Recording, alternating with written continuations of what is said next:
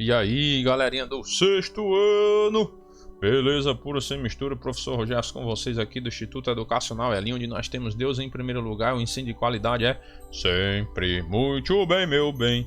Galera, vamos estudar hoje livro de português, certo? Abra aí logo seu livrozinho no livro de português, não é de gramática, viu? Português, capítulo 7, das páginas 155 até a 159. Beleza? Vamos lá. Que dia 8, quinta-feira, livro português, ó, LP, livro português, capítulo 7, páginas 155 a 159. Se lembre, as atividades de casa que você tem que entregar, ó, é do livro de gramática, capítulo 7, livro português, capítulo 7. Então faça. Cuida que tá de noitinho, menino. Galerinha, é o seguinte. Vamos fazer a leitura do texto aqui, certo? Eu não bati as fotos do livro, justamente para você acompanhar aí no seu livro, porque às vezes pode ter algum aluno que não quer nem abrir o livro, né? Fica só deitado na cama com a mão no queixo aí. Cuidado, viu? Cuidado. Então nós vamos fazer a leitura aqui e você vai acompanhando aí no seu livro. A página 155, galerinha, tem aí caracterizando o gênero. Diz assim: agora começaremos a trabalhar um gênero em que predomina o tipo textual expositivo, que é o artigo de divulgação científica. Então é um tipo textual expositivo. Que gênero é esse? É o artigo de divulgação científica, beleza? Como o próprio nome do gênero deixa claro, a função desses textos é de fato divulgar a ciência, levando informações científicas importantes para o grande público, muito encontrados no nosso dia a dia. Esses textos são fundamentais para ampliarmos nosso conhecimento de mundo, certo? Então esses textos de divulgação científica servem para isso, aumentar o conhecimento das pessoas com relação às coisas, segundo, né, ou baseado em um olhar científico. Beleza? Então aí, ó, primeiro momento, artigo de divulgação científica. Antes de começar a ler, o texto que você vai ler agora foi escrito pelo físico Marcelo Gleiser, um professor de física que todo mundo gostaria de ter. Em vez de falar como os cientistas, que normalmente usam palavras e expressões complicadas para falar de assuntos mais complicados ainda, Gleiser procura ensinar a matéria com experimentos práticos em laboratório e contando um monte de curiosidades sobre a ciência e a vida dos cientistas. Essa interessante maneira de tornar fáceis as mais complexas teorias da astrofísica ou da física quântica o levou a ser conhecido em vários países. Tanto é assim que a disciplina Física para Poetas, que ele ministra na Dartmouth College, uma das mais renomadas universidades dos Estados Unidos, é a mais disputada pelos alunos. Aí vem lá o texto: esponjas, homens e criacionismo. Recentemente, geneticistas obtiveram um resultado notável. As esponjas, forma de vida multicelular mais antiga que conhecemos, podem ter entre 18.000 e 30.000 genes, números comparáveis aos dos homens, das moscas e de incontáveis outras espécies. Como as esponjas existem há pelo menos 500 milhões de anos, que é mentira, né? Não tem negócio de milhões de anos. Muitos pensam que elas formam o tronco da árvore da vida que leva aos animais. Não somos, portanto, apenas descendentes dos macacos. Vixe! Doidou ele agora. Descendente dos macacos. Quem acredita numa história dessa? Pelas caridade.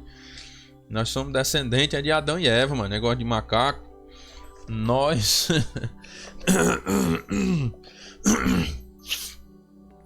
e todas as outras espécies viemos das esponjas. Que conversa é essa? Primas dos objetos porosos que usamos no banho. É estranho imaginar que seres tão simples sejam nossos ancestrais. Afinal, é estranho mesmo. Porque nós não somos, né, descendentes das esponjas. É estranho imaginar. Afinal, esponjas não têm neurônios. No entanto, sabe-se que as esponjas têm genes responsáveis pelas proteínas usadas na comunicação entre as células nervosas, por exemplo. Está tudo lá, numa espécie de hibernação genética.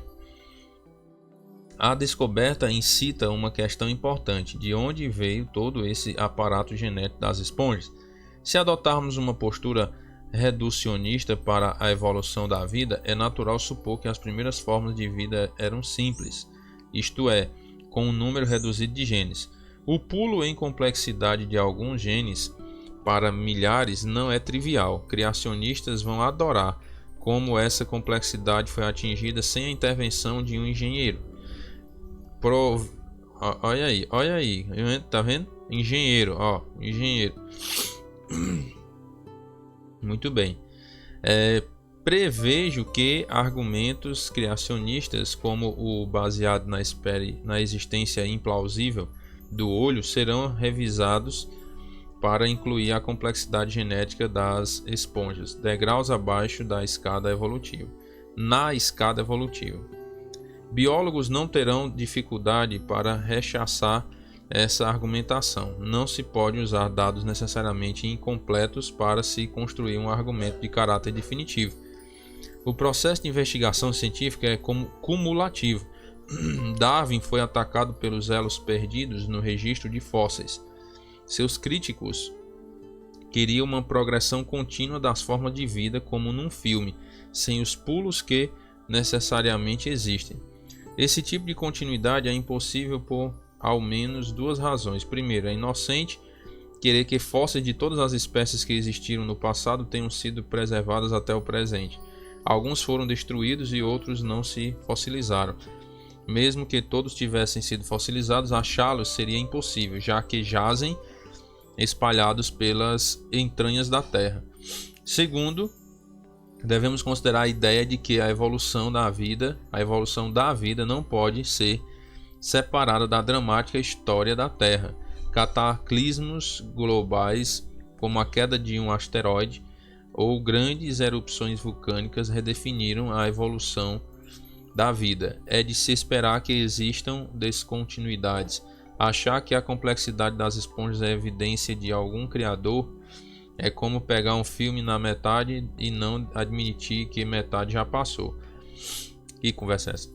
Realmente as esponjas não vieram do criador não. O criador criou foi Adão e Eva, né? E daí veio o restante. Como não tem esqueleto, as esponjas não se fossilizam. É plausível que tenhamos perdido muito do filme. Outras formas de vida com genética mais simples, talvez protoesponjas, devem ter existido, como em arqueologia ou em cosmologia. Temos de aceitar que nunca veremos o filme inteiro. O desafio é destrinchar a história com as partes que conseguimos ver. A beleza da ciência é que podemos fazer isso. Vocês observam, pessoal, que essa questão desse olhar evolucionista, né, de alguns cientistas aí, é um negócio sem vamos dizer assim, sem prova total do que eles dizem. Olha o que é que ele diz aí no último parágrafo. Como não tem esqueleto, as esponjas não se fossilizam. É plausível que tenha... É plausível, não é certo. O que é a palavra plausível? É como se fosse algo palpável, né? Ou seja, pode ser que seja aceitável. Dá mais ou menos essa ideia assim. Ou é bom pensar assim. Bom, mas não tem certeza, né? É plausível que tenhamos perdido muito do filme. É como se fosse assim, talvez tenhamos, né? Não literalmente talvez, mas estou só querendo mostrar a ideia aqui, ó. Outras formas de vida com genética mais simples, talvez protoesponjas, devem ter existido. Tá vendo aí?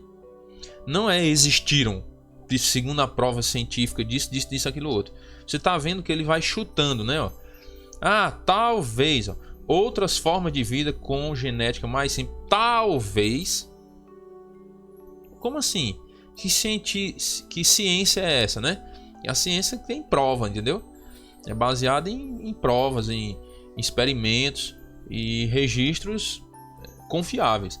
Aí você vem com a história de que é que o pessoal acredita que nós viemos das esponjas, que existiram protoesponjas, se o próprio cientista aqui está dizendo que talvez tenham existido, né?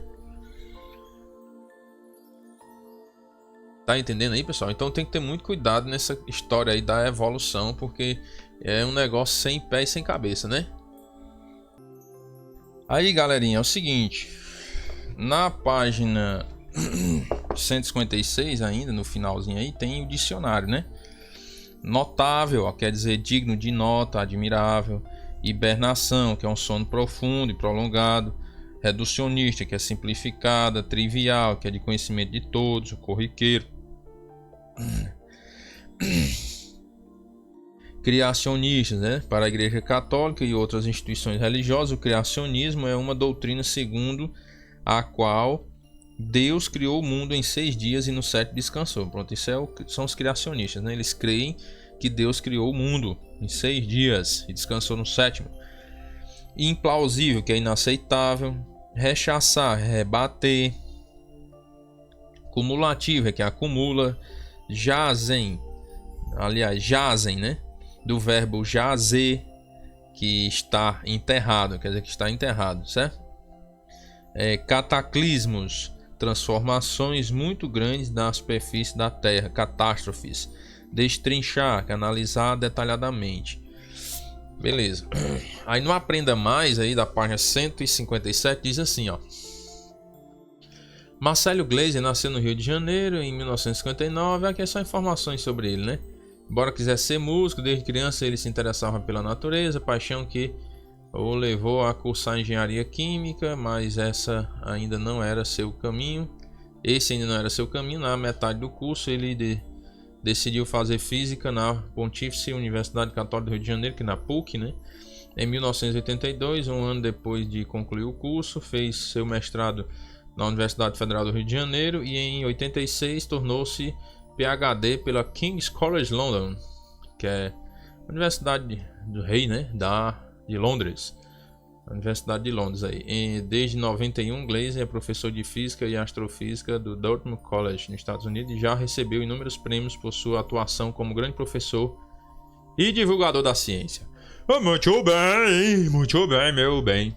Vamos lá. Vamos cair nas questões agora, né? Vamos para as questões, ó. Primeiro, pessoal, tem, ó, para discutir, ó, qual foi a intenção comunicativa do autor ao produzir esse texto, né? Vamos começar aqui a brincadeira. Ó, eu vou colocar até assim o tópico, para discutir, para você não confundir, porque tem questão 1 para discutir e tem questão 1 desvendando o segredo do texto. Então isso aqui é para discutir, bater um papo. Vamos lá.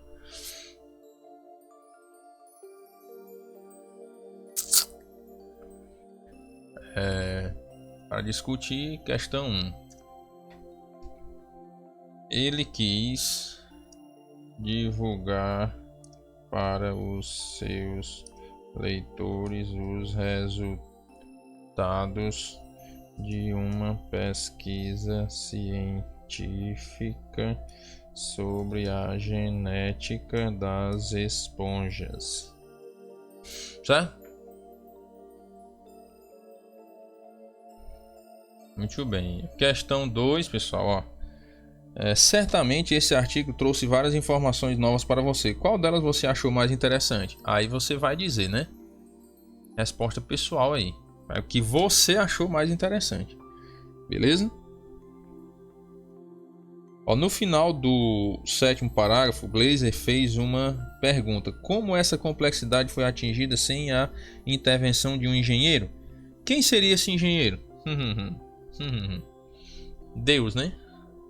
Esse engenheiro seria Deus, certo? Muito bem.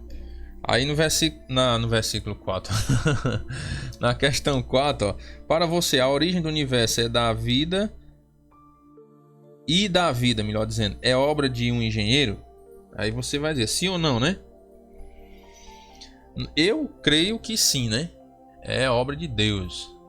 Então tá até assim, a criação do universo e da vida é obra de Deus. Eu vou colocar assim, certo? Eu creio nisso. Criação do universo e da vida. Ok? Muito bem. Aí, galerinha, eu vou até fazer o seguinte, ó. Agora eu vou marcar aqui, ó. Desvendando, para você não confundir, ó. Os segredos do texto, certo? Questão 1 agora. Ah, papai. Vamos lá. Diz assim, ó, no texto, o autor afirma que os geneticistas observaram, ou melhor, obtiveram recentemente um resultado notável. O que eles descobriram exatamente? Que as esponjas podem ter entre 18 mil e 30 mil genes, números comparáveis aos dos humanos, das moscas e de incontáveis outras espécies. Certo?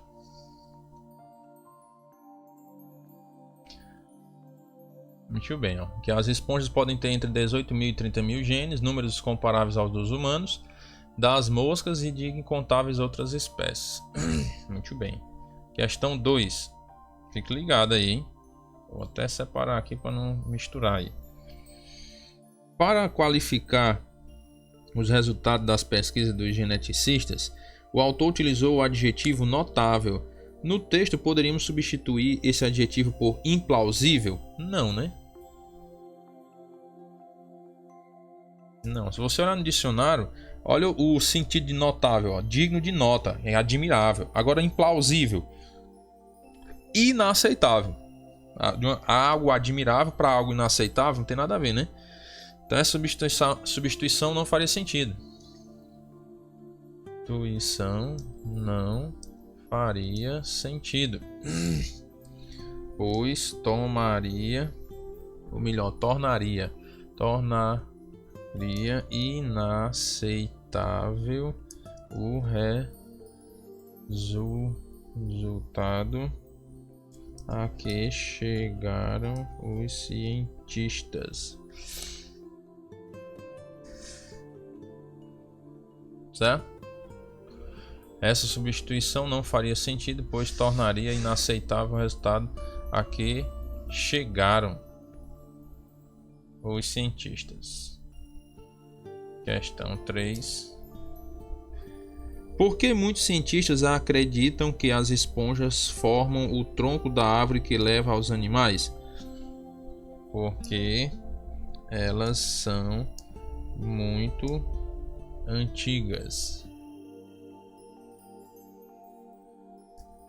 Tem pelo menos 500 milhões de anos. A gente sabe que é mentira, né? Mas tudo bem. É pra gente desvendar o segredo do texto, não é pra gente dizer o que é verdade ou não. É pra gente compreender o que tá escrito, né? Beleza, não é pra gente acreditar no que tá escrito aí, não. É só pra compreender o que é que ele quis dizer. Esse porquê, pessoal, é junto sem acento, porque é um porquê explicativo, tá ok? E esse tem aqui, ele tem um acento porque ele é um verbo que está representando algo no plural, certo? Ó, elas são muito antigas, ou seja, elas têm, certo? Ó, elas está no plural. Então, ó, esse verbo ter está ligado a esse pronome elas, certo? Ó, elas têm pelo menos 500 milhões de anos. Então, por isso que tem acento. Se esse ela aqui tivesse no plural, no singular, melhor dizendo, fosse só assim, ó, ela, aí esse verbo ter não teria o acento, ok? Seria só assim, ó. Então, cuidado com isso aí. Quando esse verbo ter está nessa forma aqui nessa forma, né? Tem. Você tem que observar. Se ele estiver ligado a algo no plural, recebe o acento. Se não, não recebe, né? Muito simples. Agora vamos para a questão 4, né? Questão 4. Diz assim: segundo o texto, de qual ser vivo se originou o homem?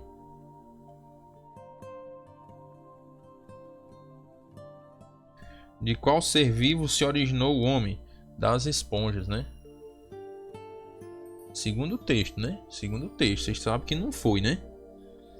Por isso que está dizendo, é segundo o texto. Então, aqui não é para você dizer, o homem veio de Deus. Beleza, nós sabemos que isto é verdade. Mas ele está querendo aí segundo o texto. Então, você está simplesmente compreendendo o texto. Você não está dizendo o que é certo e o que é errado. Tá certo? Então, cuidado. Questão 5. No texto, Glaser fez uma referência a Charles Darwin. Qual era a teoria desse cientista? A lei da evolução das espécies,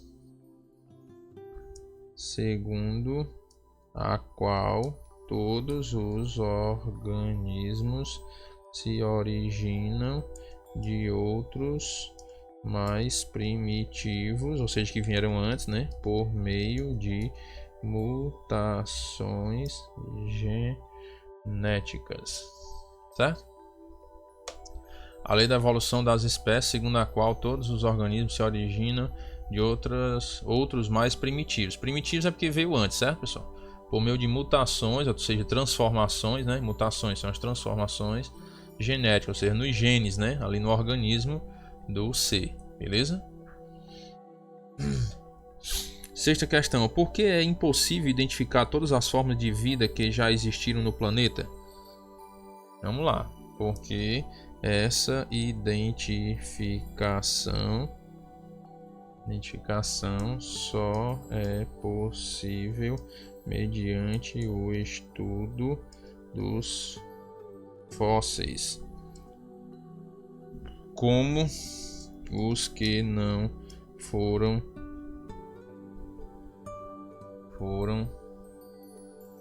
destruídos jazem espalhados pelas entranhas da terra. Achar todos eles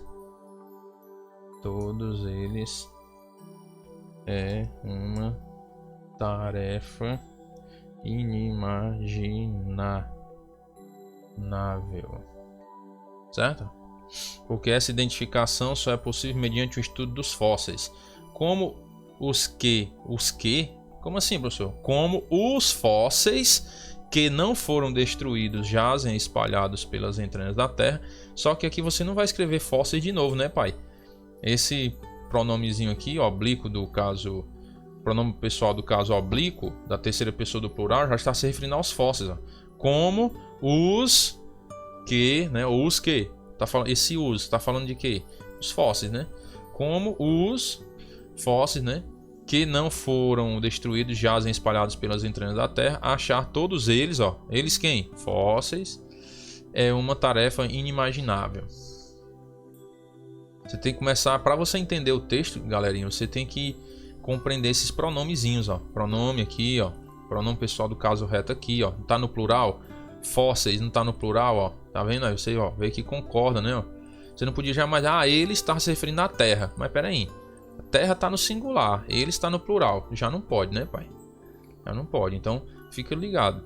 Entendeu? Você tem que entender a ideia, o contexto para saber. Beleza? Show de bola. Vamos para a questão 5, foi? 6 foi, né? Agora é 7. Questão 7 já. Aí tu vai se ligando nas páginas aí, né? Já estamos na página 158. 158. Certo? Vamos lá. Página 158 diz assim, questão 7. Ó, transcreva do penúltimo parágrafo do texto a palavra com que o autor qualifica a história do nosso planeta. Dramática, né? Dramática. História dramática. Questão 8. Ainda sobre esse parágrafo, transcreva a expressão que o autor utilizou para justificar o uso da palavra que você transcreveu na questão anterior. Ou seja, para descrever o que é algo dramático, ó, cataclismos globais, ó, cataclismos globais. Esse cataclismos globais aqui descreve essa ideia dramática do nosso planeta, que ele diz aí, né? Da história do planeta. Questão 9. Por que as esponjas não podem se tornar fósseis? Porque não possuem esqueleto, né? Porque não possuem esqueleto. Certo? Questão 10 agora, é? Parece, né, professor? Vamos embora, meu filho. Cuida que tá de noitinho. Na nossa comunicação verbal, utilizamos algumas palavras para situar objetos, pessoas e até orações no espaço, no tempo e no contexto. São os pronomes demonstrativos, né, que estudaremos detalhadamente mais adiante. Um exemplo de pronome demonstrativo é a última palavra do texto de Marcelo Gleiser. Isso é um pronome demonstrativo, né? Transcreva do texto o trecho a que esse pronome se refere. Ora aí, ó, destrinchar a história com as partes que conseguimos ver. Então o pronome isso está se referindo a esse trecho aqui, ó, né? Quando ele diz lá no finalzinho, né, do texto. Ele diz lá no último parágrafo: o desafio é destrinchar a história com as partes que conseguimos ver. A beleza da ciência é que podemos fazer isso. Isso o quê? Destrinchar a história com as partes que conseguimos ver. Beleza? O pronome demonstrativo isso está demonstrando isso aqui, ó, né? Entendeu aí a jogada? Muito bem. Questão 11, ó. No último parágrafo do texto, o que Gleiser quis dizer com esse trecho? Ó? Temos de aceitar que nunca veremos o filme inteiro. Ele quis dizer o quê? Que não é possível traçar a história de todas as formas de vida. Entendeu aí? Certo? Foi o que ele quis dizer, ó, que não é possível traçar a história de todas as formas de vida. Ok? Ok, professor, entendido. Então, bora para a questão 12, né? Questão 12 é... Ei, professor, mas tem um texto antes. E quem foi que disse que eu não vou ler? Eu vou ler, meu papai. Ó, texto 1 diz assim: o sono que mata a fome e economiza energia. Ó. A hibernação é um estado de entorpecimento completo ou parcial a que estão sujeitas certas espécies animais no inverno. Quando hibernam, esses animais passam por uma espécie de sono letárgico. Nós vamos já entender essas palavras aí. No qual, ou seja, nesse tipo de sono aí, se mantêm completamente imóveis, privando-se de alimentos e diminuindo a intensidade de sua respiração e circulação sanguínea. A explicação para isso é que, durante o inverno, os alimentos são escassos e a diminuição dos processos normais de metabolismo e crescimento economizam energia e evitam que os animais tenham de procurar por comida. Tá vendo aí para que serve a hibernação? Aí o que é entorpecimento? É insensibilidade, fraqueza ou desânimo. Beleza? Letárgico, ó, que está em estado de letargia, estado de profunda e prolongada inconsciência, semelhante ao sono profundo. Beleza? Vamos para a questão 12. Considerando as informações apresentadas no texto, assinale a afirmativa errada. Ó. O autor definiu o que é hibernação. Certo. Ele falou que era hibernação, né? Beleza. O texto deixa claro quais são as espécies de animais que hibernam? Não, né? Então você vai marcar a letra B, porque você tem que marcar a alternativa errada. Não é assim? É errada. Ele não está dizendo quais são as espécies. Ele não fala em nenhum momento quais são as espécies que hibernam. Ele definiu a hibernação, beleza. Letra C. A hibernação é uma espécie de sono letárgico, correto. A hibernação é necessária para que certos animais sobrevivam ao inverno, correto. Durante a hibernação ocorre uma diminuição da respiração e da intensidade da circulação sanguínea. Correto também. Entendeu? Então você vai marcar errada, que é a letra B de Baião de 2. Letra 13. Que letra, professor? É questão. Eu sei, mas tô só fazendo hora. Ó, questão 13 diz assim: o que Marcelo Gleiser quis dizer com a expressão hibernação genética no terceiro parágrafo do seu artigo? hibernação genética. Ele quis dizer que, bora lá, ele quis dizer que, embora as esponjas tenham os genes das proteínas responsáveis pela comunicação entre as células nervosas, esse material genético nunca acordou. Certo?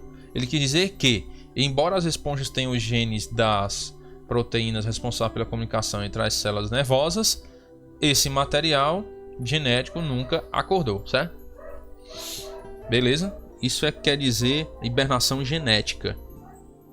Pessoal, a função das vírgulas é bem legal, né? Ó, se tu tirar tudo isso aqui, ó, olha aí como fica legal. Vou tirar as vírgulas aqui. Não sei se dá pra tirar só ela. Dá, ó. Olha como fica legal. Vou tirar, viu, ó. Ele quis dizer que esse material genético nunca acordou. Show de bola. Ó, quando ele diz hibernação genética, ele quer dizer o quê? Ele quer dizer que esse material genético nunca acordou. Quando ele coloca entre vírgulas aqui, pessoal, é uma explicação. Ó. Embora as esponjas tenham os genes das proteínas responsáveis pela comunicação entre as células nervosas, mesmo que elas tenham esses genes que promovem a sensibilidade, né, essa comunicação nervosa, esse material genético nunca acordou, certo? Porque tem essa hibernação genética. Legal, né? A função das vírgulas aí. Eu acho legal.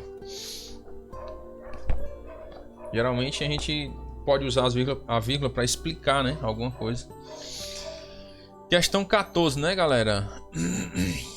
Tá acabando já, rapaz. Que pena, tá acabando. Não queria que acabasse a aula, não, professor. Tá tão legal. Mas vamos fazer o que, né? Tem o que fazer. Questão 14, diz aí, ó. Quanto ao título dado ao texto, podemos dizer que se centraliza nos efeitos do sono sobre os animais que hibernam. Ele tá falando desse texto aqui, que nós lemos agora por último, viu? Esse texto ele se centraliza nos efeitos do sono sobre os animais que hibernam. Letra B. Não se relaciona com as informações abordadas no texto. Poxa, que doideira é essa? Como é que um título não se relaciona com as informações do texto? É bastante breve, já que se trata somente de um apelo à leitura. Também não tem nada a ver com apelo à leitura. É uma informação aí, né? Letra D. Apresenta a hibernação sobre os lados positivo e negativo. Você podia até... ele fala de hibernação, mas peraí. Não tá falando de lado positivo ou negativo. Ele tá explicando o que é a hibernação aí, no caso, né? Entendeu aí? É adequado, já que o sono de fato mata a fome. Brincadeira, não? Marca a letra A aí, pai, marque. Que a letra A é que tá certo? Que a letra A diz, ó, se centraliza nos efeitos do sono sobre os animais que hibernam. Tá certo, o sono que mata a fome e economiza energia. Quais são os efeitos desse sono nos animais que hibernam? Daí ele economiza energia, entendeu? Mata a fome, porque você vai economizar energia, então não vai sentir tanta fome, né? Tranquilo, sossegado. Questão 15, last última. Ó, entorpecimento completo ou parcial. A relação semântica existente entre os adjetivos completo e parcial repete-se em inverno e verão. Ixi! Completo significa inverno. Parcial, dá para você substituir por verão? Também não, né? Certo? Agora, tranquilo e agitado. Aí tá certo, né? Letra B, de Baião de 2, certo? Entorpecimento completo ou parcial, né? Total ou não. Então, tranquilo ou agitado, né? Porque tá dando aqui ideias contrárias, né? Ó. Completo ou parcial, né? Ou seja, tranquilo ou agitado. Paralisados e imóveis, não. Branco e claro, a mesma coisa. Amarelo e amarelado também a mesma coisa, entendeu? Então, na verdade, é tranquilo e agitado, beleza? Tá dando essa ideia aí de, vamos dizer assim, contrariedade, né? Ó. Completo ou parcial, ó. Ou seja, tranquilo ou agitado. É a relação semântica, de sentido, certo? Qual o sentido das palavras completo e parcial? Eles têm um sentido opostos, né, não? Então, tranquilo e agitado também tem sentidos opostos. Então, por isso que essa relação de sentido, de semântica, ela é preservada nessas palavras aí, tranquilo e agitado. Beleza? Muito bem. E o quadrinho Aprenda Mais aí da página 159 diz assim, ó: os artigos de divulgação científica, como qualquer texto, são produzidos tendo em vista uma intenção comunicativa. Nesse caso, essa intenção pode ser divulgar os resultados de uma pesquisa, divulgar a descoberta de algum achado científico, explicar processos ou funções de um determinado tema que faz parte do cotidiano do leitor sob um enfoque científico. E várias publicações se destinam à divulgação científica. A seguir, indicamos algumas em que você encontrará artigos interessantes sobre os mais variados temas. Muito bem, galerinha do bem. Fiquei com uma atividade de casa para vocês. Presta atenção, viu, que eu vou dizer. Dia 12, segunda-feira, vamos estudar na página 159 a 163. A 159, meu anjo, você vai continuar daí, pronomes pessoais, certo? Análise linguística, pronomes pessoais. Aí você continua daí e vai até a página 163. Nós vamos dar uma revisada nos pronomes pessoais, né? Do caso reto, do caso oblíquo, e resolver algumas questõezinhas aí até a página 163. Beleza? Lembrando que na página 163 tu vai até aquela alternativa B, certo? Que tem lá. Quando chegar lá na é hora de produzir, aí não, você não faz isso aí não. Certo? Show de bola. Galerinha, um abraço. Deus abençoe a todos. Até a nossa próxima aula, se Deus quiser.